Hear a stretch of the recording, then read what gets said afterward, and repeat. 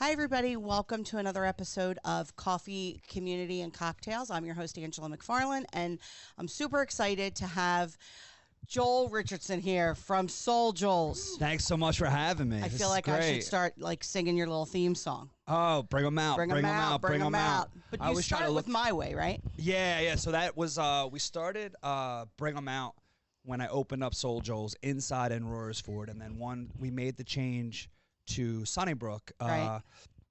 We added My Way, courtesy of my mom, who's been my backbone through this whole thing. And every time we were like going through this, trying to find a location and figure it out, Sinatra's My Way would come on. Now, it didn't help that she was listening to the Sinatra channel on Sirius XM. Gee, I wonder why that played. The chances were greater. Yeah, it wasn't exactly a coincidence. But so we had Cypher Sounds, he was the DJ for the Chappelle Show, and he's come to SoulJoels a lot. He actually mixed it in. So people didn't realize that it was that the show was starting. Yeah. So they would hear My Way, just thinking it was the next song looping before the show started. Yeah. And then all of a sudden, it goes into Bring 'em Out. Yeah. Yeah. So I started my own podcast. I know. Called Bring 'em Out. Bring 'em Out. I'm excited. And it was another Norristown guy. I'm surrounded by all those Norristown people. But Jesse Marchese. Why do you think that is? Because I don't know. I attract all the Italians. You do. Yeah, whether I grew up in South Jersey, now I'm in Pennsylvania. When I was in Staten Island, yeah. The first comedy club that I worked at, the guy, he never had a credit card, always paid in cash. I didn't ask any You questions. shouldn't have. That's why you're still alive, brother. Good guy. Yeah. But no. But it's great. I forget what my point to that was. We were just talking about how you're just surrounded by Italians and Norristown people. Your podcast. Oh, the podcast, Bring 'em Out. And he just said, I used to have my own podcast called The Comedy Point, and I just got too busy and had to start. But he was like, you should restart this because the song has a lot more meanings than just introing. 100%. Bring 'em out, bring 'em out. He's like, you bring people out and help when other small businesses. When I saw you make that announcement and that's what you were calling it, I was like, that's perfect. Yeah. That's perfect because you got to tag. Oh, yeah. Because smooth. Because I got to tell you, thinking of a name for a podcast, it's worse than naming your kid. Right. It's a little hard. It's a little harder. I was like, fuck, what am I going to call this thing? I don't know. This one was spitballing all kinds of ideas for his own podcast. None of them are appropriate. And I'm like, yeah, but I'm also a nonprofit that caters to families. I can't be like, it can't be trashy. But the cocktails aspect is there because that's who we are. As long as it's fundamentally real, I think people will be attracted to it. Oh, absolutely. So for people that don't know who you are, which in this area would be, you got to be living under a rock to not know who Joel is and what SoulJoels has become to this area and to comedy in general. Comedians from all over the country know who this man is. You're trying. Yeah. So doing a good job. Thanks, man. First let's start with why Spring City and why Royersford? So that was a coincidence. So I and it's funny, like my life's been migrating this way. So I started working with Outzone. Okay. Zone Cater now he has the another Norristown Italian. No, well, I was trying to see if you pick up on that, but I'm laying down. Yeah, so his neighbor growing up was one of my college fraternity brothers and roommate in college, and he brought me when he was working at Jeffersonville Golf Course. Yeah. So now he works at Elmwood Park Zoo. We did a show for about a year, and then I moved over to Phoenixville. I was at PJ Ryan's basement. I did shows there for about a year, and then all of a sudden I got offered to do the Valley Forge Casino. Now wait, were you just booking, or were you also the comic? So I've always I've learned along the way that I got unsolicited advice from a comic, Giannis Pappas, who was managing. He's been on Rogan five times last year. We were in the car together when I first left corporate America. We had done 13 states in 2 years, and on one of our long car rides, he goes, "You could be a good comic." Like, 20 minutes. He goes, "But do you ever notice that you get butterflies from being the event planner and producer and put it all together?" He goes, "You have an opportunity to be the best that ever lived." He goes, "Why don't you embrace that?" I was like, "Wow." I was like, big. "That was like," but that's how he was brought up. It was the school of hard knocks. Like, you have to have a self-realization. And that's when I realized, I was like, yeah, that's how I'm going to be able to make a living. I was like, my mom's already worried about me leaving my day job and doing this full time. But I'm going to go be funny for a living. I'm a big guy. I like to eat. So how am I going to put food on my table? And I'm like, so that's how I realized that's what I'm going to have to do. So that's how, when I focused on that, I didn't, people always call me a comedian, but I want to be known as the guy that puts it all together. So did you hear that for what it was worth, or did you hear, shit, I only have a good solid 20 minutes? No. So I heard it for what it's worth. I mean, I guess like whenever you're not thinking that way, it's always a hard pill to swallow. Yeah. But I realize that that's what I have to do. That's good. So, all right. You know, you've been all over. There's been, you know, the documentary told a great story. I want to kind of get to know you a little bit more. Okay. Right. And, you know, you're a big part of the community, and, you know, a big part of what we do is philanthropy and charity, and a big part of what you do. And that's how you actually got onto our radar on a personal level. Like I knew you on the periphery. Yeah. I knew SoulJoel's. I knew there's this place, there's a beach in Royersford. Yeah. I'm like, there's a what? And a train. There's a beach next to a train track. And All the comics will never forget that. I'm like, that sounds great. How do I go there? And then I start seeing all of these. I mean, I'm a comedian junkie, so I start seeing all of these amazing acts up there, and I'm like, what? And then somebody said you should reach out to Joel to do a fundraiser for Jake's Baristas, which is another dual meaning of SoulJoel. They're like, oh, you have a good heart, you have a good soul, Joel. Like, you know what I mean? Like, and I was like, oh, that's cool. Like, yeah, it works exactly. It does. I love that. That was one of our main focuses with my sister Deanna, who you know very well. Love. She when we first opened up inside, that became our Thursday night thing, and we raised a lot of money before we got shut down during COVID. But then we started again, and even during a pandemic, we raised $17,000 in 2020, $18,000 in 2021, and then last year, even though we were only here at Jeffersonville, but we did a fundraiser for the state police officer and fire chief. We raised $5,000, so we've raised $40 grand in the last 3 years, even during a pandemic, for various local charities. That's amazing, and we were one of them. We were one of them. Yeah. We did one for Jake's Baristas, and then again, they held one actually for our family after the fire. Which is crazy. Yeah. But you know, so the first time it was this great, funny thing. You know, we're raising money for our nonprofit. Haha, everybody's having a good time. But the second time, there was like that bittersweet attachment to it, right? Yeah, like we're in just dire straits and deep depression over losing our home in the fire, and you guys put on a hell of a show. And our family laughed and had a great time, and that's always that's always a plus. And then another mutual friend, Drew, performed on it. Oh yeah, Drew. And just yet another. Like, there's not 6 degrees of separation. There's I think not. it's 6 different 1 degrees of separation. There's not. Drew worked here. Drew worked here, and that. Right. Joke that he tells about his appendix. Damn near bursting. He's like, that happened here. It literally did. Oh. No, it was 2 doors down. It was our old space. Okay. But literally, he's like, oh, I have a stomach ache. And Jason's like, okay, can you move these boxes? Yeah, like these millennials, you can't get any good, you can't get good help these days. My spine, this is bad. I never felt pain like this. Go home. Go home. Yeah. So I found that out. I was like, oh my God. Yeah, you're like, this is not, he's not faking it. He's not faking it. So you mentioned your sister. You mentioned your mom. It's a full-on family affair at SoulJoel. Yeah. Well, and that's the reason why we didn't initially agree to go to Sunnybrook, because I didn't know I had full commitment from my brother-in-law, he's been a chef longer than I've been in comedy. So I can, because he had to uproot his whole family. Yeah. So I always make the joke that I sold my house in New Jersey and moved directly into my sister's basement. I'm single, ladies, come and get it. But now, we've been helping her out, and she's been helping me out. It's been a whole family thing. But now, my other sister and my brother-in-law moved in with their 3 kids. Yeah, you all live in the same house. Now we got the compound. And it's the first time since I left for college that we've all, as adults, lived in the same house.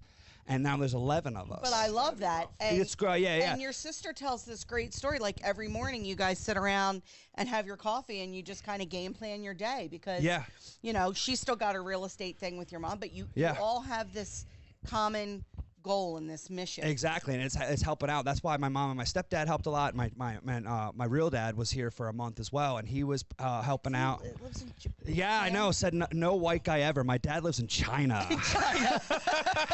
Yeah, well, he was the first one that gave me the realization that we might get shut down because they got shut down right after the Chinese New Year, and I had just. It was literally the Sunday after we were open for the first day, 5 days a week, and he goes, "Well, you're gonna get shut down," and I'm like, "No, I don't like." You know what it is, like not being open, no show, no dough. Right. And I'm like, yeah, I just got cooking. I signed a contract with my first employee ever, and I'm like, I want, like I said I'll pay him for a year. I'm like, if I don't have shop, am I gonna pay him? The whole everything. Oh. And he goes, well, get ready, it's happening. And I'm like, you're like unsolicited advice. You're like, yeah, exactly, got it. And then 2 weeks later, well, yeah, exactly. I didn't want to hear it, but I had to. Yeah. So so that was another thing. But he with taking over, like my brother-in-law takes care of everything with the kitchen. I don't have to worry about everything. We game plan together, but I know he's got that part, and it's not even because you asked me off the mic, like do I regret it yet, or like even a lot of people ask me if I'm more stressed. It's a different kind of stress, but I know that everything's happening for a reason, and there's been so many signs and every path because there was like the last 3 places I thought we were going to end up. I thought was it. Yeah. And I was getting excited. I thought we were going to end up in Skipback, and that fell apart, and it, again, moved us over to Sunnybrook. Yeah. And it's everything I dreamed for and more, plenty of parking. We could do outside stuff. We're doing fundraisers, putting on huge events. That's where our Sunday Fun Day. I was leading you to the plug. Yeah. Hey, you're on the dance floor. Dance. That's where our Sunday Fun Day cornhole event is, which, for the record, when I went and met with them, I said, I sat with Deanna and I said, this is what I'm thinking. And she's like, I got you. Sunday Fun Day. Yeah. You do a cornhole. And I was like, all right. Yeah. Because I went to her and I said, look, we're not what you'd call gala people. Right. And I didn't think white trash gala was really going to get people's attention. Right. But that's more what it would have been. Right. Then somebody was like, you could have like a blue jean ball. And I'm like, no, I want to class it up a little bit. Yeah. So. But the outside, like call it the social house. Yeah. But it's a barn and has the twinkle lights. So People get cool. married in there. Yeah, it's So really cool. cool. We're excited. Open up the doors. Hold on, these freaking dogs are fighting at our feet. They're getting tangled in the cord. This is how you know it's real, people. What advice would? How old are you? 42. You said nothing was off the table. No. Right. I normally say I'm 42 and a half, but it's yeah. All right. May's so coming up. You're 42. Yep. What advice would you give 20-year-old Joel? Oh, what would you say to him? Save more money. Yeah. Yeah. I would have just save So more less money. hookers? Yeah. Well, yeah. I just I made some investments. I bought a townhouse in New York, but then I just listened to some people that I invested in some stocks and stuff like that. I just wouldn't have done that. I just would have like paid off my mortgage a little bit better and just handle my money more. But because I walked away at 29 after I got my master's. And In what? In business management. Okay. And but my whole family wanted to have an intervention. And I was like, no, I'm walking away. I was in pharmaceutical sales, so I walked away from selling drugs. I'm not on drugs. I don't need the intervention. But at the time you did that, that was a very profitable career path. Oh, exactly. And not only on that, but I cashed out my 401k the year after the market crashed. So not good timing. And that's another thing I would tell Joel. Like, I could have. So my the company I was working for was Shearing Plow, and they got bought out by Merck. And if I would have just waited 6 more months, I probably would have got laid off and got like a severance package because I worked there for 5 years. So I probably would have told 20-year-old Joel, hang in there. Yeah. Hang in there a little bit because it's funny. They did a realignment, and I got a new boss, and the new boss didn't like the fact that I was doing comedy. But I'm not married. I don't have any kids. Right. So what do you care about? Like if I'm doing something, he was probably worried about how it looked on his company. Well, so maybe. So I had a male boss and then I got a female boss. I didn't want to make it a sex thing, but she was brutal. And so when it came time to get my year-end review, I got Vice President's Club for the first time. It was like the top 2%, and she got President's Club, which is top 1%. It was the first time I ever got that in 5 years. So she gave me. I put me on a performance improvement plan. A PIP. A PIP. Yeah. Oh, you know about that. Listen, I was a corporate recruiter. Right. For 30 years. So it was a 90-day improvement plan based on the fact that I didn't hand in my expense reports on time. I don't know if you could tell. Yeah. I'm not organized. I'm all personality. Really? I don't thought like you were supposed to be here last week. Yes. Yeah. Full disclosure: the reason that Ava was last week's episode is because I texted him and go, "Do you know where you're going?" And he's like, "Oh shit, I thought it was next week." Well, thank God I had a musician in the house, and they love to talk about themselves. From Tuesday to Thursday. We did. That was my fault too. No. But I'll own it. And I'm on my second clothing change. I had a stateside vodka sweatshirt, and they were like, "Aren't you gonna wear your SoulJoel sweatshirt?" I'm like, it's in the car. I forgot to change. So we're really breaking down the fourth wall here. Here we are. That's what we do, though. Take two. Usually Jake just walks up. The dog, there's dog poop. There's nothing professional about this. I promise you. If not, there's not. We're still rolling. We are still rolling. Yeah. If you were to write a book right now about your life, what's it called? It's going to be called, I'm actually writing it right now. It's going to be called How I Turned COVID Lemons into Lemonade. I love that. Yeah. That's trademarked. Any of you thieving bastards out there, don't steal that name. Yeah. So it just, everything, nothing. I was actually talking to someone about it this morning. I was playing pickleball, and they thought what the hell is that? It's kind of like, it's out. Version of tennis, isn't it? Yeah. Like it's ping pong meets tennis meets badminton. Yeah. Okay. Two per team. Yeah. So let's go out there. You know from pickleball. Saying it on Facebook. Yeah, it's like hot right now. They have a professional league. That's where he gets all his news. Yeah, exactly. That's your news feed. Yeah, but like everything cool that happened at SoulJoel's happened. It was Deanna's idea. So like the dome was because it was open in the front, open in the back. So it was a COVID creation because we weren't going to go back inside, and now we'll never not have it. Right. It's a good summertime venue, and absolutely. It keeps if it rains, we have the weather, and it protects. It keeps it 20 degrees cooler in the summertime, and then it would kept it 20 degrees warmer in the winter because we had space heaters. But that's the biggest gift and curse is that we're no longer using it in the winter. We have 4 walls and indoor plumbing. Yeah, so people can go to the bathroom. We have shows inside and everything like that. But they also, my sister created the sand. Yeah. The sand was her idea too. People weren't traveling, She's so they smart wanted to come cookie, that dip. girl. Yeah. It's just like you have one idea and then she runs with it. Yes. So. And I can attest to that. She did that for me. Yeah. You know. Yeah. And your other sister works there.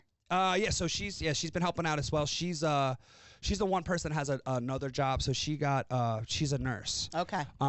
But eventually, she's gonna be. It's just right now with having young kids and having them in school, and then working nights with her husband working nights with me. No, she's working during the day, so it's like it's right now it's like perfect balance. But so right now, she's just helping out on with shows and events and stuff. When you pull in and you pull over that little bridge. Yeah. And you're pulling up to that building and it's yours. Yeah. What's that feel like? It feels cool. Like at first couple months, it didn't even hit me. You know, it's like I'm trying to catch my breath. So and people don't realize this, but when no, I'm looking for a phone. Looking for my keys. Thank you though. You're 42. You're Get 42. It together. Your phone's on the floor. Yeah. My dogs might shit on When it. I took over on Halloween, an hour later, the top 2 employees dropped their keys right in my lap. They were stealing. And they knew I was going to catch them. They told other employees, they're like, Joel's going to have his hand in the money. It's like, yeah. Yeah, he's the owner. Yeah, exactly. So, and they didn't tell me. It was almost like the biggest proverbial FU. Yeah. Because they didn't tell me what any of the keys did or anything. So it was Talk about baptism by fire. So the first 30 days, I was just trying to get my my bearings while promoting the current events, planning future events, and then having a rhythm. But because there was existing events on the schedule that they had already booked out, exactly. Yep, and it's known as being like a wedding venue. The former family that owned it put so much time and energy into it. Chuck just couldn't be there every day. Sure. They have Stokes State Castle in Reading, which is a beautiful venue and another wedding venue. So Yeah, that's theirs. Yeah. Oh yeah. Yeah. So he just needed it to have someone that was there every day, and that was me. So, and then around their existing events, that's when I started booking my own events. Sure. And I tell people all the time. So it's running in comedy shows. We get 10% of the people that buy it at the door. So if you have 100 tickets, 10 people buy at the door. Now with these dancing events, there was a girl that loves line dancing like I love comedy. So when I was going to take over, I called her up. I said, "Who should I hire for line dancing?" She goes, "Oh, this guy DJ Dan." And he used to do what I did before I had a venue. He just goes to different places around the area in Pennsylvania, different night. So he goes, "Let's do Tuesday nights." I go, "Man, that's my open mic night." I hung up the phone. I go, "Who gives a rip?" I go, "I got so much space." I go, "Why not do both?" I go, "Then if one flops, you still open the door for 2 events, That's right. and it can even out." That's right. Ton of room. So the first night, I think it's going to be a complete flop. I go, we only have, I don't realize it's the opposite of comedy. 10% of the people buy in advance, 90% of the people buy at the door. Yeah. So all of a sudden, we had 80 people. I thought it was going to be the DJ and I and a couple of friends. I'm like, this is going to be terrible. I go, this is awesome. I go, I didn't know these people were showing up, but it's like going to the movies. You never buy tickets in advance. Yeah. You know you're going. The AMC just doesn't know. They guess. Yeah, they have no idea. So when it was 70 women, 10 guys. One guy drove from Hamburg, one drive from Ben Salem, so an hour each direction. And they didn't come up to me like, "Oh my God, look at all these ladies." They came up to me like, "This dance floor is amazing." Okay, gotcha. Yeah, well, but that's what they were like. That, and and I'm not even. Although I'm making a joke, that they were serious because they're used to like literally this stage. Yeah. They're used to having a small section. On my 10 by 10? Well, but no, I'm saying that like that's what they're used to at a bar or restaurant, 100%. only having a small 10 by 10 space to line. So they're not used to it. I didn't realize until after I took it over, it's the largest ballroom east of the Mississippi that's still in existence. So it's 11,000 square feet. Yeah. So exactly, and you feel it when you walk in the door. yeah, you can feel the vibes. In the ballroom, what is that big? The organ. Yeah, it doesn't have a name though. I knew it wasn't organ. All right, hold on. Right? We'll get there. There's a story behind it, okay? So Yeah, Bill. there's 2 stories. Bill the organ. One, no, close. So talk about signs. My sister Deanna, her and I met with countless different towns, different venues, and everything like that, trying to figure where we're going to go on this whole journey. It took us a year. I opened up SoulJoel's November 1st. We closed down with Gilbert Gottfried, not knowing that he was about to die, not knowing it was going to be our last show because they're developing townhouses. Then we ended up taking over the Sunnybrook Ballroom on Halloween, October 31st. So it all happened within a day. Yeah. None of it planned, right? And we're standing over the summer, right before we started shows there in June. We had the best meeting we ever had with Lower Pottsgrove, even though it's a Pottstown mailing address. Yeah. Our taxes go to Lower Pottsgrove. Okay. They were amazed. They were like so happy that we're bringing life back to it. They gave us permission to put up the dome.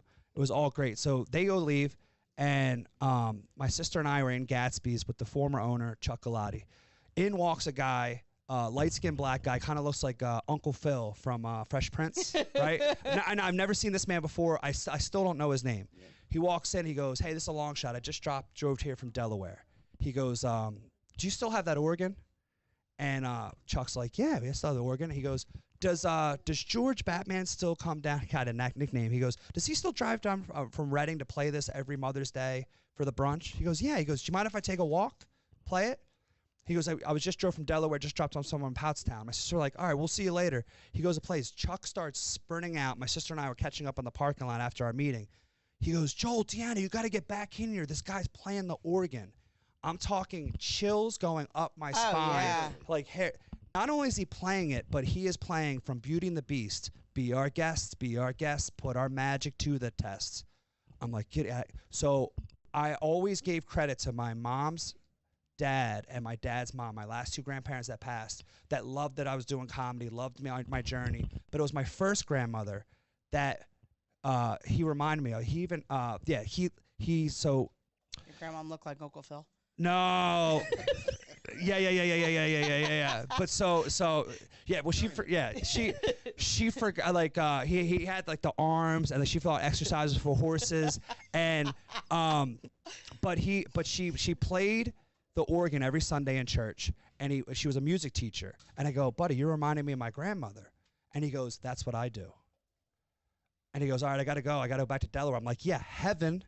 I drove home right into the parking lot, and there's 2 cardinals sitting on the fence. I'm telling you. I go, this was meant to be. It is divinely inspired. Yeah. And I believe that in everything that I hear good people doing. Right. This too. This not as great of a story, but my father passed the year that we opened this business, but huge music lover. Right. He would have been, if he was still alive, he'd be sitting here every day drinking his coffee, watching his grandson work. Right. Favorite band. Living his dream. Favorite band is Pink Floyd. And that pig is our mascot. That is from a Pink Floyd album. And there are some times where Piggy just starts swaying. And I'm like, that's my dad. That's so cool. Us know that he's here. He's a little dusty, but yeah. But it's another sign. It's totally a sign. So it's totally a sign. We decided to start. We're trying to revitalize a lot of the traditions that are happening or used to happen at Sunnybrook, and we had Santa brunch. Yeah. And so I posted on Facebook, and normally in the comedy business, like I just assume everyone's always messing with me. Right. But I always like to anticipate, is it going to be good, is it going to be bad, or what they might say. Right. So I posted on Facebook, I go, do you or anybody you know how to play the pipe organ? And let me tell you, oh boy. That opened up the mess. Some I had to delete. I mean, it was, I mean, yeah. Exactly. Yeah, delete. Yeah. Oh boy, buddy, I didn't. Well, even you see did say you were single, so I'm sure that was one way to troll. Yeah, but that, exactly. So. All of a sudden, they put me in touch with a guy that used to play the organ, and he came down from Reading, probably about 75 years old. And I said, it was just great. And I was like, do you mind if I take a video and I post on? And this guy hams it up, and just was great. And all of a sudden, the next day, a man older than him shows up, because I'm just there. Like I tell people, besides, just yeah. But besides. Buddy, that's where I'm going. Stop stepping on my punchlines.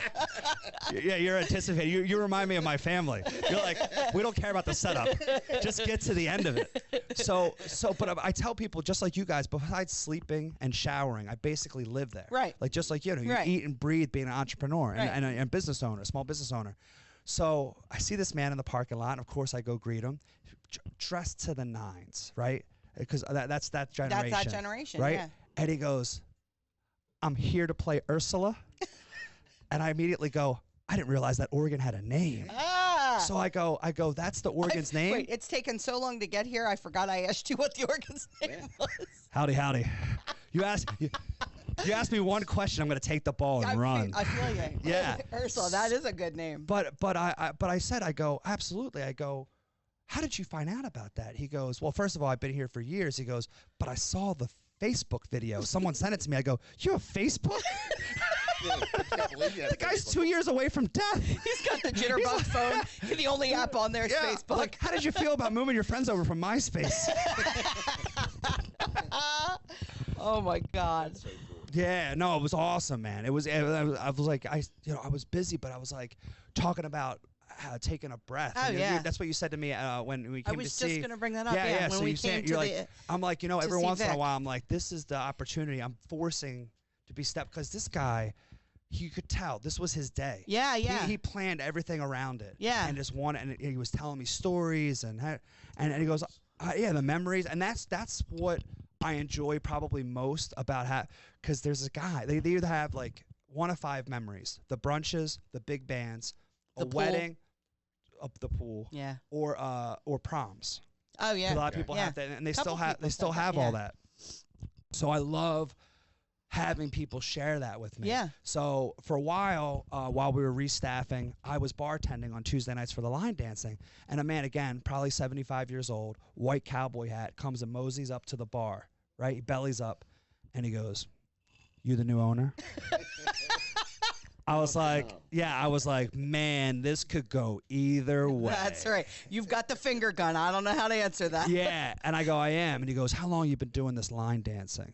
And that month, ironically, was the 3rd month that we had been doing it. That's cool. So I go, this is 3 months. He goes, whoa. Like, he couldn't believe it. And he goes, busted out of Reverend Jim. Yeah. So Yeah, so I said, he goes, well, I just found out about it because the week before I had just found out how to use the sign out front. Okay. And but the default was a flyer a second. It was a second. So they were like this in traffic, like flashing like this fast. Right, exactly. Well, we got our first snort of the podcast. That's good. Nothing. You'll get a lot of Nothing them. was funny until now, I feel. The other one were fake laughs. That was, I didn't see it coming. Yeah, sneak attack. Oh, Joel's actually funny. I see why you got into producing. So we said you had a tight 20. Oh my God. Yeah, I can't do any more. I'm out. I'm gonna pass the mic. So he goes, my only complaint is the signs are flashing too fast, so I had to drive around the block to read it again. I go, well, I've since fixed it. Thank you so much. But he told me this amazing story that there's a McDonald's a half a block away on the way to Pottstown. And I forget what the restaurant was named, but he said whatever it used to be called, there was a restaurant there. And him and his friend were having breakfast, and in walks Louis Armstrong. Wow. Obviously, he wasn't just cruising Pottstown. Right. He played at Sunnybrook the night before. Exactly. Yeah. And he. Not to take anything away from the charm and majesty that is. Of course. Pottstown. Of course. Yeah, I'm happy to be there. Yeah. But him and his friend got their breakfast bought by Louis. And he said he'll never forget it, and now it brings him such joy. Oh, I love that. To come and see the life back in that building. Oh, yeah. And whether he dances or not, he comes every week and just people watches. Well, that's where all the big names played there. Exactly, and they all have, yeah. I mean, they're I all got there. a little. All of them, yeah. I got a little emotional when I came up and I met with you and Deanna. We were out in the social room, and then Yeah. Deanna and I sat in Gatsby's and kind of Yeah. planned this Yep. whole thing out, and then she gave me the tour. Right. And he couldn't be there that day, but Right. afterwards, I called him and I was like, dude, you can feel Yeah. the ghosts of that place. Oh, absolutely. You know, you can feel the spirit. I believe. They're big fans. I believe in ghosts, but I haven't seen any. I guess they're happy I'm there. Oh, I think they But are. I'm like, I'm a scaredy cat. I'm like, Imagine if you're there by yourself. oh, dude, let's buddy, get it ghost happens. hunters there. Oh, I would love to. Yeah. Yeah, I'm assuming you know a few people. I do. You know a couple of ghost gangsters from Norristown? I do. Wink. But I so want to be there. I so want to be there. No, so you brought up very briefly, we had kind of what I considered to be a cool little moment, just the two of us. Yeah. When And which I never take the chance, so you forced me to have it. I did, And because thank you. I don't do it either. Yeah. We were there for Vic's show and Hot Sauce Junkies. Was that the first? Which, by the way, I have to tell you this story too. So Vic and I have been friends. I'll I get created to it eventually. Oh no, we're gonna come back to your moment. Out of time. No, we're not. Oh no, we're we're not. good. We're We're good. So Vic, I created the Staten Island Comedy Festival. That's Right. where I started. I went to college there. Just never came home and never left. So I created this festival. The first year, Vic was my first headliner. I love it. And then all of a sudden, he became viral, and he was like, kind of by accident, because he like, oh, go get the bread and milk, go get the bread and milk. And you would go out, and he was like, yeah, every time I have to. And then all of a sudden, the store doesn't have it because everybody's getting 2 inches of dusting, and the store's out of everything. Overnight, it got 1 million views and became an overnight sensation. But over the pandemic, he came there, and him and I have been friends ever since. Like, we never lost touch. And he was like, yeah, of course I'm gonna come do your place. Yeah. The last 2 times, he wore a SoulJoel's T-shirt. And another thing, he came and thanked me this past time because there was a fan of his that had terminal cancer, and he went and visited her, and he goes, if I wouldn't have performed in Pottstown, I would have never went and visited her. Made a whole video. It was unbelievable. See, that's the soul and SoulJoel's. Exactly, and I it's love like that. another thing bringing people together. love that. Yeah, and he came back and did the ballroom. So, of course, our good friend CJ goes, you got to get Vic on stage to do Fly Eagles Fly. I'm like, Vic's from Brooklyn. Yeah. I go, he is a Good luck Giants with fan. that. I go, you're talking about oil and vinegar. I go, that's not gonna mix. So he literally would stay there until the last person wanted to take pictures with him. And when he was done, I go, CJ wants you on stage to sing Fly Eagles Fly. And this maniac is it like, with my God, right? And Vic takes one look and his jaw just drops. He goes, I'm gonna get killed. He goes, I'm gonna get killed. He goes, and not in that room because he's in a room I of thought love. he meant from CJ. No, not CJ. No. Oh, no. CJ's arms. Yeah. Have you seen a weight room? I never left by this freaking flag if I don't go up there. Good dude, but very intimidating. Yeah, Gave her a a lot little of gas. I go, I never want to owe you guys money. A little bit, yeah. They're great. They're 2 of my closest friends now, and I love them to death, sweethearts. just like you guys. And But he said, he goes, no, I got to go on stage. He was talking about getting killed by his fans online. Oh, yeah, and being like a traitor Giants fan, right? So he goes on stage, he puts the dog collar on, and the Jalen Hurts. I mean, it was a dog and pony show, listen, and he CJ was in. did not stop. He was CJ like, now didn't stop. now this. Right. He lost the bet. Right. He did. But, well, yeah. So that, yeah. Again, stepping on my punchline. But that, no, it was amazing. I didn't see that coming that time, and I'm like, you knew where I was going. So welcome to my world. Well, yeah. But we go back in the dressing room because he told me, he was like, I'm going to do this for you. And we go back into the dressing room, and he takes off CJ's brand new Hurts jersey. He goes, give this back to CJ. I can't let him. I'm not going to forget it. I know it's a brand new jersey. He just got it from Christmas. And I go, you didn't just do that for me, did you? And he goes, no. He goes, I went on John DeBell on WMGK last week and said, if we sell this place out, I'll go on stage. He goes, but I would have never done it if CJ didn't call me out on it. I love it. Yeah. I love it. And then I go, I'm going to take you to your car. And he goes, I got it. I'm a big man. Like, I'm fine. You know, we took our lumps, but no one's going to hurt me in the parking lot. Right. I made it this far. I'll get it. But he asked for SoulJoel's hoodie, and he goes, when am I coming back? I love that. Before he left, and then he went home and made another video and said, and then just get the outpouring. But it wasn't until you and I had that moment, I came back in, and you were like, do you ever take a breath?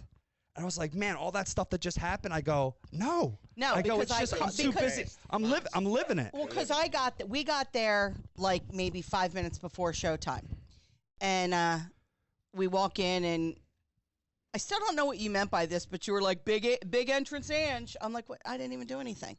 But I took it. I was like, is that a compliment? I don't know. It would probably made more sense. I probably like because you like walked in like right before the show started. Oh, yeah. Because you probably okay. Now I know it because I burned the candle at both ends. Yeah. And I'm always like pushing the limits time wise. That was us too. And you probably I think you got there like 10 minutes before the show started. Okay, that's what it was then. Got there 10 minutes before wanting a drink. I'm and a ball some food. buster, but it's always in a good nature. No, I figured that, but I was like, I don't know what I did. I am big. Yeah. You know when I arrive someplace. Yeah. But I watched you checking people's tickets. I watched you being an usher. I watched you go get my food from the kitchen and bring it to me. Yeah. Then help me carry it over to His Majesty, who couldn't be bothered to go get his own fucking He was food. keeping the seats for him. Yeah, that's what he was doing. These are our seats. And then I kept I always like to watch the person running it. Yeah. Just the entrepreneur I'm the same way. I want to see the hustle. Yep. Because I'm like, I want to know if I'm lazy. Yeah. You know what I mean? Oh, yeah. And I'm watching you do everything, and I'm like, you. all right, I don't stop. We're right there. Yeah. So when I caught you, I think I was coming out of the bathroom, and you were coming in, and there was nobody else around.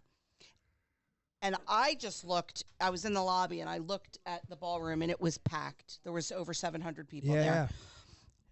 Everybody was laughing. Everybody was having a great time. Oh, my God, so good. That's why I wanted you to just stop for a second. I said, just look at what you've created, because I have to do that. You know, I don't do that, and people will say to me, just look around. Yeah. Because I turn into what they affectionately refer to as, yeah, dude, my line. I did it on purpose. Jesus Christ. He's not co-hosting anymore. No more. That was on purpose. Get out. It's your own goddamn podcast. I want my own podcast. Yeah. So, yeah, they call it Event Ange because I can be a little difficult. I have a vision. Yeah. I know what I want done. I know how it's going to look back on us. Yeah. I'm always thinking, as real as I try to keep it, I also have to keep some stuff reserved because I'm a nonprofit. I'm trying to build a business. I don't want to piss anybody off. Right. At the same time, I really don't care if I piss anybody. So it's a fine line we walk, right? Yeah. So I wanted to make sure that you, at least in that moment, just took a second. Yeah. And just looked at it. And if it carried you through the rest of the night, great. If you never thought about it again, that was great too. I just know how important that is in those of us that are just doing 1,005 things. It's funny you say that too because when in September so we didn't take over until October 31st on Halloween. We're waiting for the liquor license to get transferred and all like the SBA loan and everything. And it just everything happens at a pace that you want it to happen a lot faster. Yeah. So you asked me why I got into Royersford. There was a guy that wasn't one of my biggest fans at Valley Forge Casino. he lived in Royersford. He grew up there, and he was so happy to help me. And he introduced me to the people, and that eventually got me to come there. And he passed away last year. Okay. And so we were having a celebration of life inside the dome. And I normally, before I took over, didn't get there before showtime because they had their own staff and their own events that had nothing to do with me. I wasn't getting the money. And so I showed up there at 10 o'clock in the morning. I was on the phone with my dad because it's a 12-hour time difference in China. So I have to catch him in the morning or at night. If it's the middle of the day, it's the middle of the night there. Yeah. And I was on the phone. I go, I got to go. I see this woman. I've never seen her before. And again, she was like, are you the new owner? And I was like, that question comes off so loaded sometimes. yeah, well, because, Who wants to know? Who wants to know? I'm not just driving Joel's car. This is mine that's decaled out like the Ghostbusters. Like the People A-team. still can't get your name right. Yeah, oh my Joe. gosh. Well, they know. They read my chest, and the guy goes, oh, so I go to SoulJoels.com? Yeah, go there. Go there. They call him Go there. Barista Jack. Yeah, go there. He gets Barista Jack all the time. Really? I'm like, oh, so it's not just me? It's not just, they call him Jake. Yeah. I'm like, whatever. Yeah. So it ended up being the granddaughter. Her name's Amy Daniels, of the guy who built the grandfather. Yeah, Hartenstein. Wow. Yeah, and she just goes, I've heard so much about you. I've never met you. And she was at last night. She was at bingo. And she just texted me this morning, and she goes, we just love what you're doing. Oh, yeah. And I was like, well, that's great, because I was like, I just want to see your family's doing proud of what I'm doing to the building, you know what I mean, and with the property, and I'm just doing the best I can. And it's going to just continue to flourish. Yeah. I mean, we haven't even seen the peak season yet, you know? Yeah. I'm excited for our event because it's going to be beautiful up there in June. And all right, all time, I'm going to switch gears. Yeah. All-time favorite comic. That's so tough for me. I thought it might be, so I'm going to give you some choices. You're going to give me some choices, okay. Just to see, to help narrow it down. I will tell you this. So my goal is I want to go to all 50 states. Okay. So and my rule is I have to have a meal in each one. You can't fly over it or drive through it. So when I was just for freshman year of college, my roommate and I, who we grew up together, went to college, and my dad was living in Pittsburgh. His dad was living in Nashville. His brother was going to University of Tennessee in Knoxville. So I'd never been in Tennessee. We drove down there.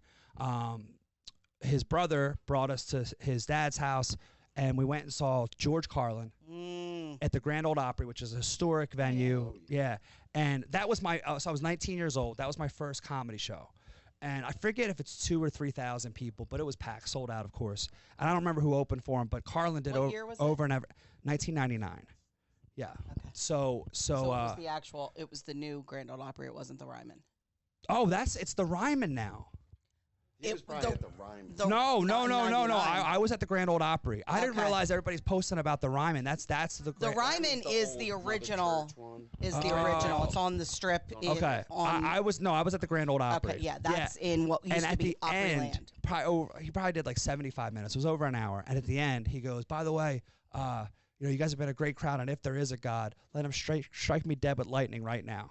And he goes, 3, 2, 1. See, I told you. And literally probably 1,000 people got up and were like walking out. And it's like, you're in the middle of the Bible Belt. But George knew that. He didn't care. And he goes, and that's my time. Good night. I'm like, that joke was just for him. Uh-huh. So I was like, this is awesome. That was my first experience of comedy. So my friend and I that went to college together, we're on a double date. We're walking around Manhattan because we went to college in New York. We take the ferry over, which is free. We're just walking around the village. We stumble upon the Comedy Cellar, not knowing it's a great comedy club. It's like one of the top 5 in the country now.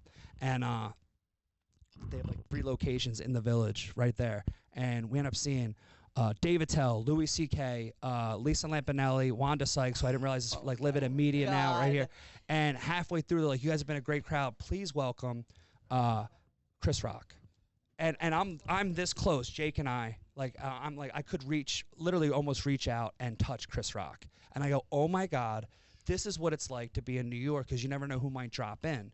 He was working on new material, and this is 99, so this is the height of what it was. But I'm like listening to Chris Rock, buddy.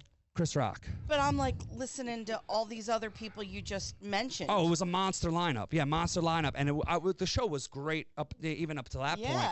But I was like, this is what comedy's all about. I caught that deep. I was like, I'm a fan. So literally, whether it was once a month or twice a month, I never stopped going there. And I saw the guys that I have. So that bug didn't hit you till college? Yeah, so I was 19 years old. I was I was a sophomore in college, and then I didn't try stand up until 7 years later, 2006. That's when I first started stand up. I feel like your whole life people said you're funny, you should do stand up. Yeah, and I was always in a group of friends, and they were like ball busters and stuff like that. But I didn't embrace it until later. Right. But I get that all the time too. Like and comedy records? No, not at all. That was, no. See, I get that all the time too, and I'm like, I'm funny with other people. Right. I can't just stand up and be funny. Well, that's how it started. So I was going back to get my master's, and I was going with a bunch of guys who were graduate assistants, going back to school, working for the school, and getting their masters for free. So they would all sit around, and I was like the only one that had another job, like a day job. Yeah. And so I would make them laugh and like, you should try stand up. But that also happened in pharmaceutical sales. We would go these 3-day POA meetings, like conferences, and we'd be stuck in a room all day. The breakout rooms. And this guy that was from Pakistan, I would always say, I'm like, that's your, because he would wear the same jacket every time, 4 times a year. And I go, that's your POA jacket. He goes, oh, Joel. He's like, I tell my wife I really look forward to this meeting just because of you. And it made me feel Two so. Snorts. Yeah, 2 snorts, exactly. This podcast was 2 snort. It was. I give it 2 snorts. 2 snorts, yeah. It was. So that's where I'm like, oh, I love that feeling. I'm like, just the fact that guy was thinking about me, looking forward to this meeting, like that's dreading cool. It, but looking forward to it at the same time. Telling his wife, there's this white guy I'm going to see. White guy. Let me tell you about him. Yeah. He's a little sus, but. Yeah. That's where it all started. All right, so you credit your love of comedy to Carlin then? I would say so, but also a guy that I had at my place a couple weeks ago. He was a year older than me. He's never had a day job, and so right when I first started comedy, he got past the Comedy Cellar and he was hosting for all these guys, and moved to New York.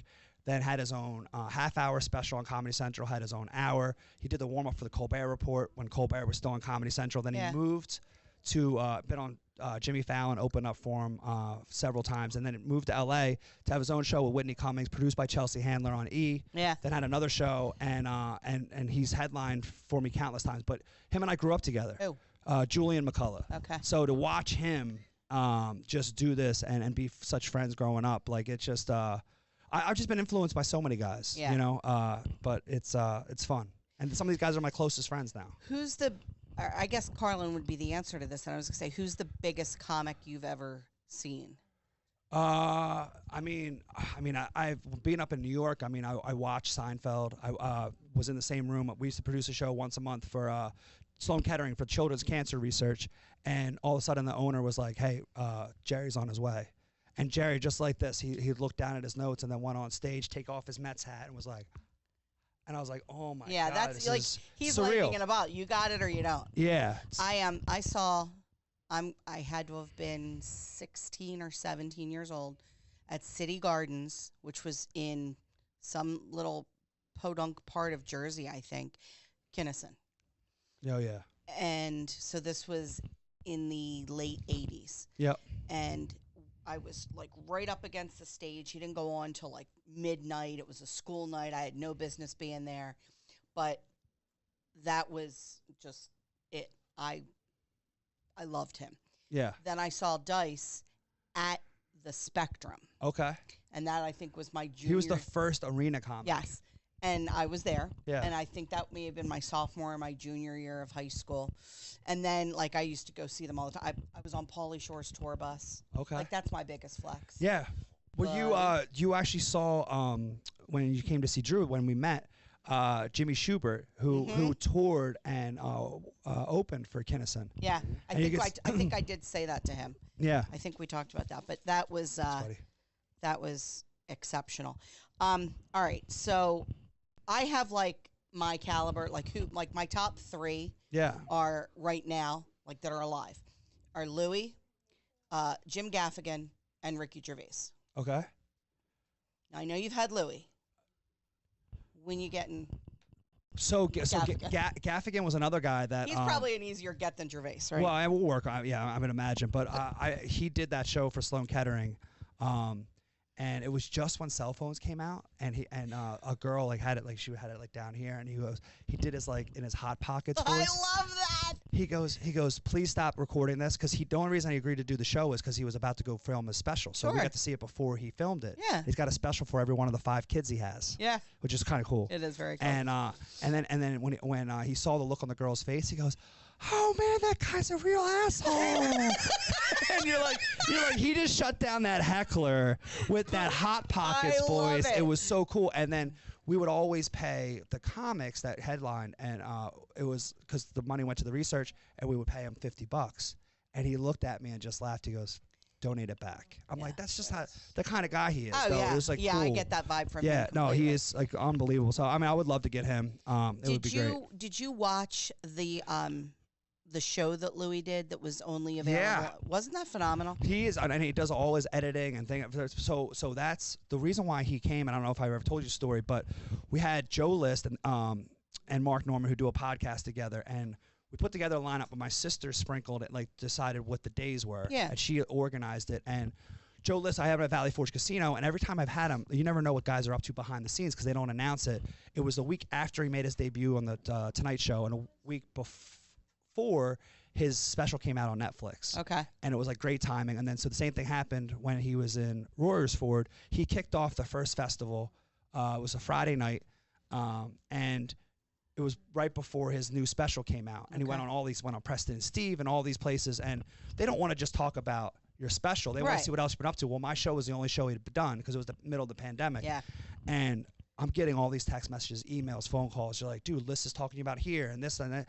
And I finally go, I owe you a Christmas present, another gig. I go, thanks for all, just the brand awareness. Oh, 100%. Of everybody. I go, thank you so much. He goes, oh, dude, that's great. Thank you. So, I was like, it's my pleasure. He's like, whatever, man, we'll figure it out. He goes, do you want to have Louis at your place? I had to read read my phone. I'm like, are you kidding? I go, absolutely, yeah. And he goes, but this is when Louis coming off, his whole cancel thing. Right. So that's what made him nervous, is that we had an outside venue. And before the pandemic, he had people that were protesting. So he didn't want that to happen for him or for us. Right. And just for everybody's safety. So I was like, yeah, absolutely. We'll do it. We won't announce it. So we say special guest, and we probably had like 200 people that night. The show he announced that it was 2 special guests. The other one was Ari Shaffir, another one of Rogan's guys. Yeah. So they show up, but I only told people. I didn't post about it online because that was the agreement. Mm-hmm. And I was like, whatever it takes, I'll keep my mouth shut. Yeah. But I still whispered down the lane. I'm sure. Yeah. So all of a sudden, the car pulls up. Joe List and his wife get out the back. Ari gets out the front, and I go, Louis not here. He's not here. He gets out the driver's side. I'm like, Louis drove? He freaking drove. I go, he drove? And I go, well, he wasn't making Joe or his wife drive. And I guess you never know the last time, Ari took an edible or whatever. You know what I mean? And he's like, I'm going to drive. Yeah. And so he ended up driving. And it was really cool. But it was also funny, like, because this was his first road gig. Ari was just at my place the week before, headlining 2 sets. And so it ended up going, James Mattern, who was living with my sister and her kids in the basement with me.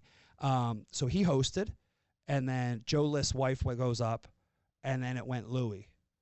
And when you announced him. Well, so James announced him, but yeah, so then that's what happened. So for the first time, a group of employees from the Valley Forge Casino came.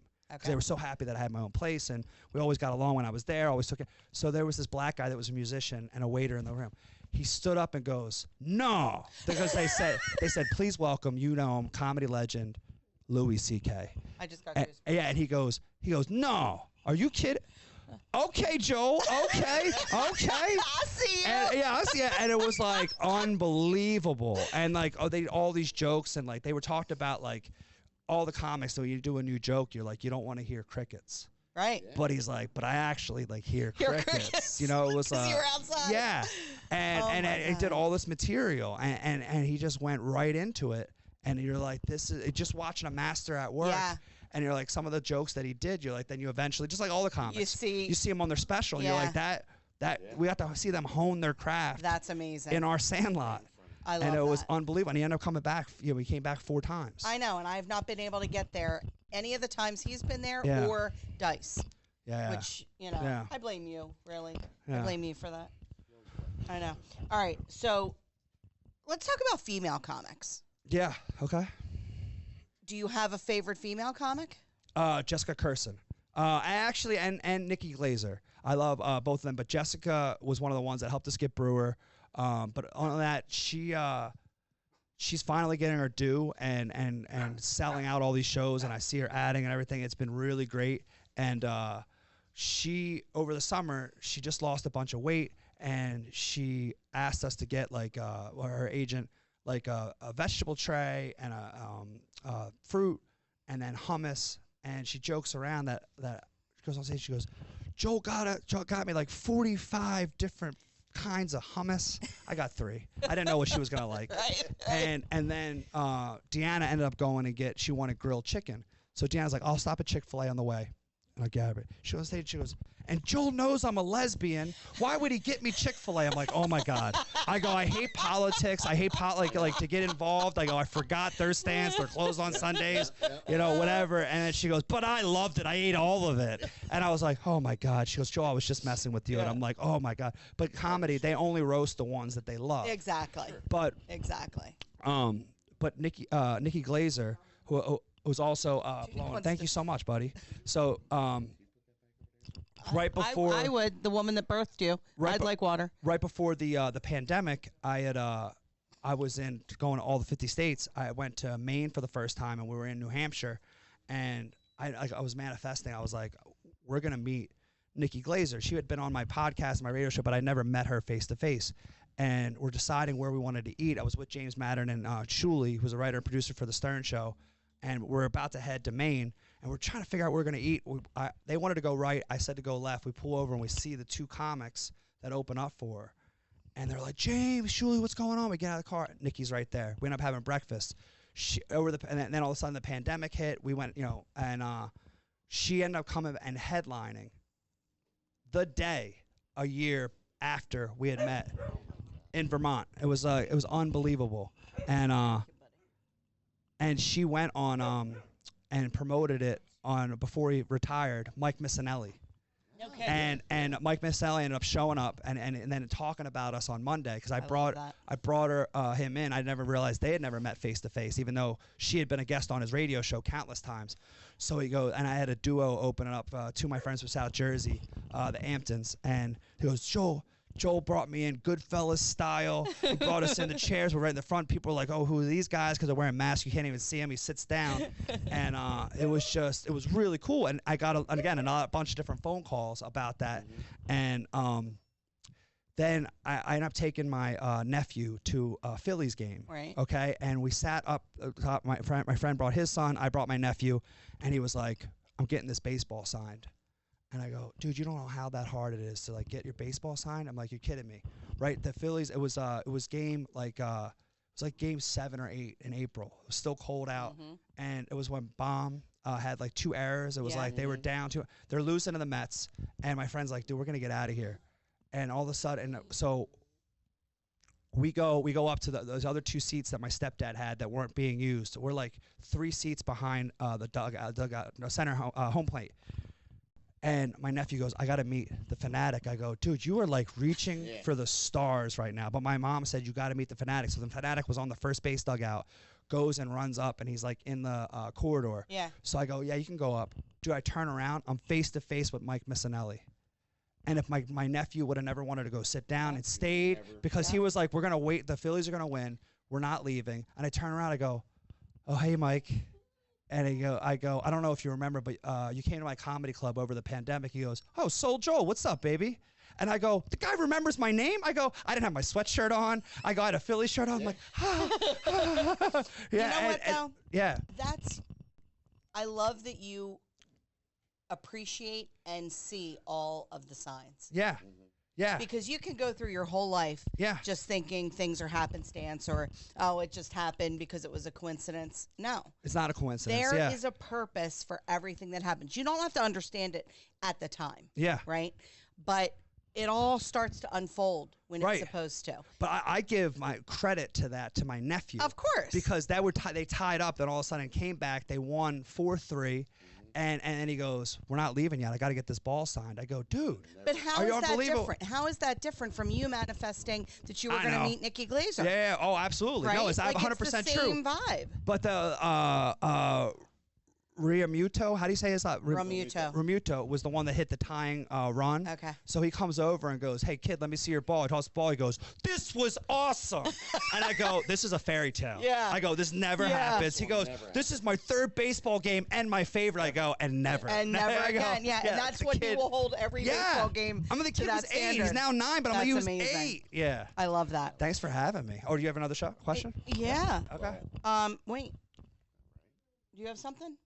Well, I haven't been able to get anything in there. You've answered all of our jokes. Go ahead. All right. I just wanted to go through a couple things. I want you to give me either or who you prefer. Yeah. Right? Chelsea or Sarah Silverman? So I know. Well, I would go Sarah. Okay. Yeah. Tig or Ellen? Ellen. Tiffany or Amy Schumer? Tiffany Haddish or Amy Schumer? Ooh, that's tough.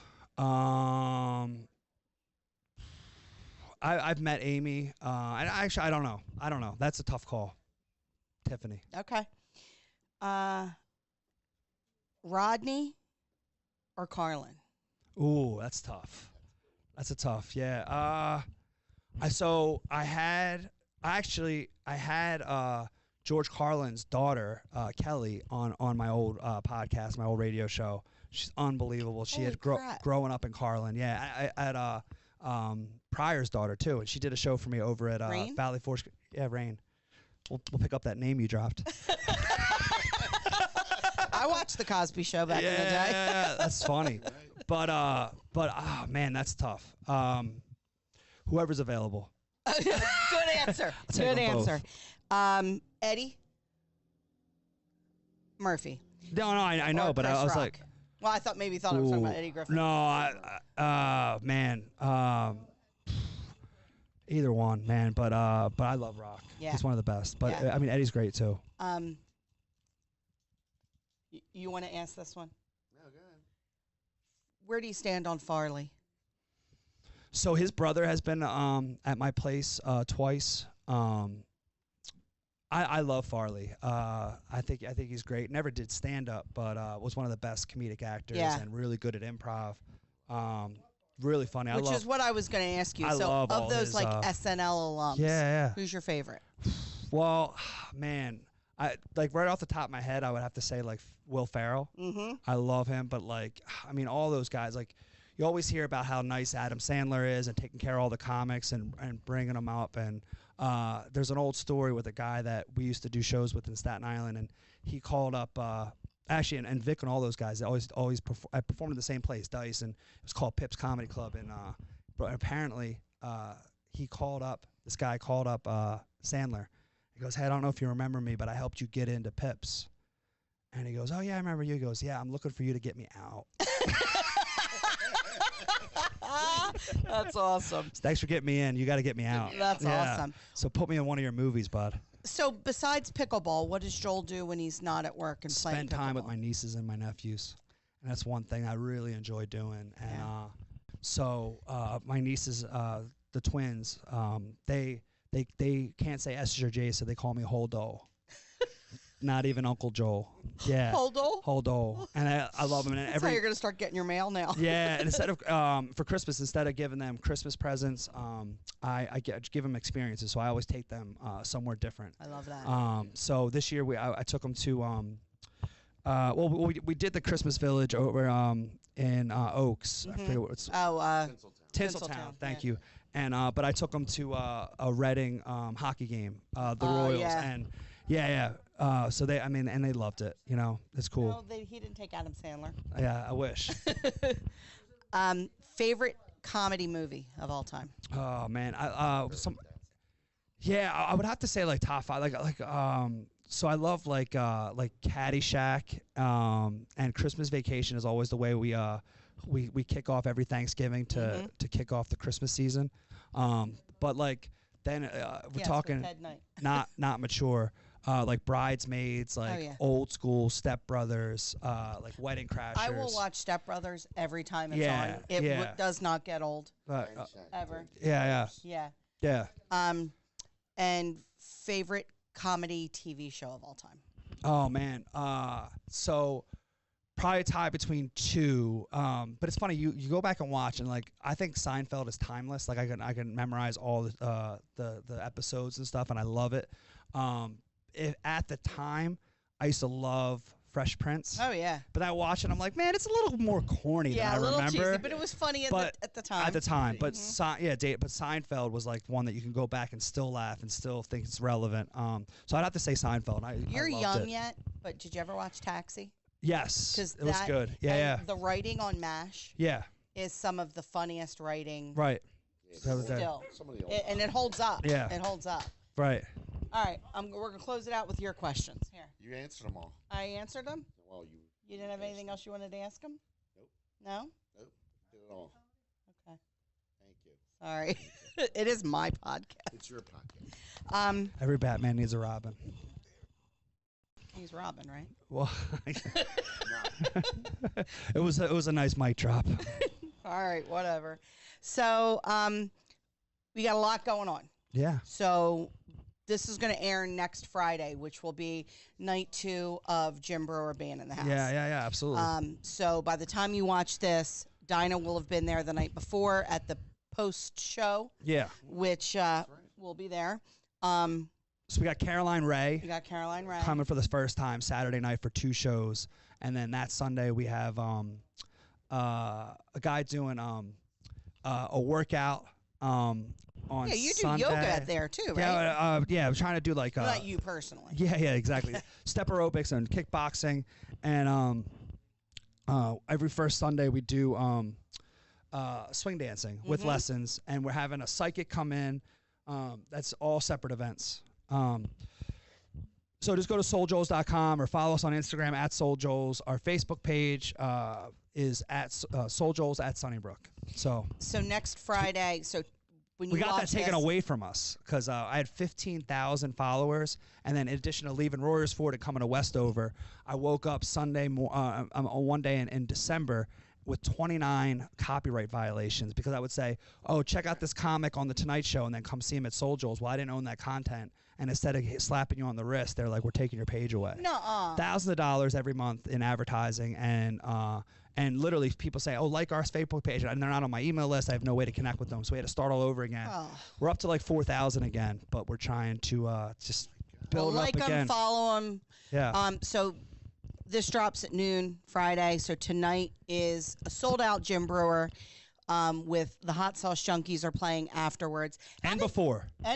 Yeah. So that we just started. Yeah. Is so Dinah doing before and after? I gotta talk to him, but hopefully, fingers crossed. So where did that whole thing come from? Where you were mixing, where you decided to bring live music into the that was just trying to like bring people more for their money, and there wasn't many places to play. Yeah. So I was giving some. And instead of playing a DJ or just not DJ, just random iPod music, I would put on a band before the show, and people loved it. Yeah, I think. And just extra entertainment. So trying to do it again, especially since all the old bands played in there. Yeah. So I know it was just sort of it was happenstance that you met Russell, bass player for Dinah and the father of most of. No, I met him through you.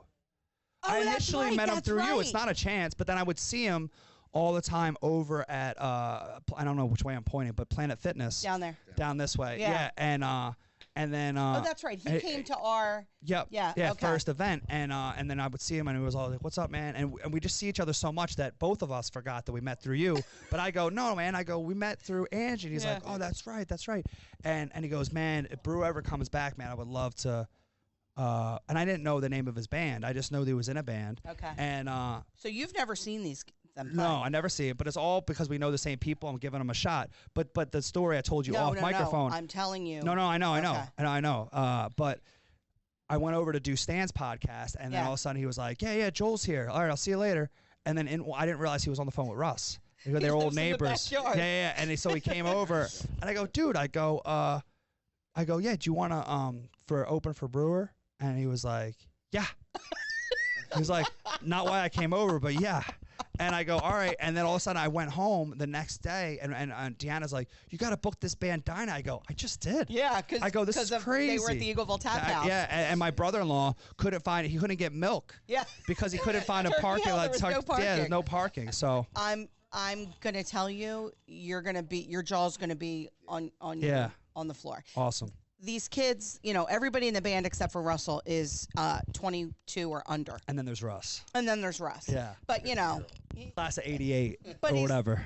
He's the cutest thing on the planet, so he fits perfectly. But he lets the kids shine, and shine they do, boy. There's some musicians that you're going to be in awe.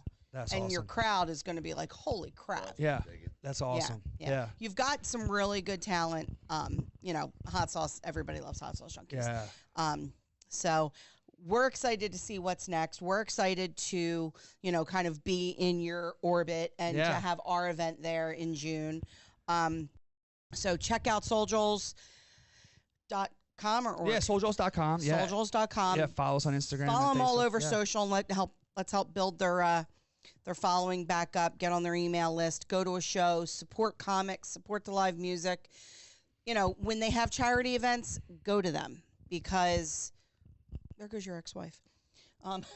My ex-wife? No. I was like, I've never been married. And that's the other thing, if you're a beautiful young woman that's looking for, this, look at this, look at this. Look, I think I proposed to you the first time I met you. Okay. I did. All right. Right next to my husband. I think I said. I don't know. I think he said, aren't you already married? And I was like, semantics. Our third snort of the day. Kidding. Yeah. I Cut. come home with you. Listen, I got a lot of boyfriends.